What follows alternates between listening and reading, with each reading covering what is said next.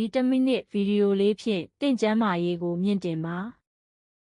အစာစားပြီးအိမ်ငိုက်တလို့ခံစားရတာဟာတကယ်တော့ပြင်းလို့မဟုတ်ပါဘူးတင့်ခန္ဓာကိုယ်ကမဖြစ်မနေလုပ်ငန်းစဉ်တစ်ခုလုပ်နေရလို့ပါ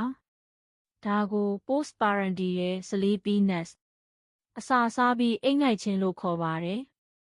အစာစားပြီးနောက်အစာချေဖို့ဆိုရင်အစာအိမ်စီသွေးအများစုကတွားရောက်စီးဆင်းရပါတယ်ဒါကြောင့်အုံနောက်စီသွားတဲ့သွေးဟာအနည်းငယ်လျော့သွားပြီးအိမ်ငိုက်တလို့ခံစားရတာပါကာဘိုဟိုက်ဒရိတ်များတဲ့အစားအစာတွေကအင်ဆူလင်ဆီရိုတိုနင်နဲ့မဲလာတိုနင်ဟော်မုန်းတွေကိုမြင့်တက်စေပြီးဒီဟော်မုန်းတွေကအိမ်ငိုက်စေတဲ့သက်ရောက်မှုရှိပါတယ်ဒါကြောင့်ကာဘိုဟိုက်ဒရိတ်များများစားလေပိုပြီးအိမ်ငိုက်လေပါပဲအိမ်ငိုက်တာကိုသက်သာခြင်းနေ့လယ်စာမှာကာဘိုဟိုက်ဒရိတ်များတဲ့အစားအစာတွေကိုနည်းနည်းပဲစားပေးပါပရိုတင်းဓာတ်ပါဝင်အောင်စားပါရေများများတောက်ပါ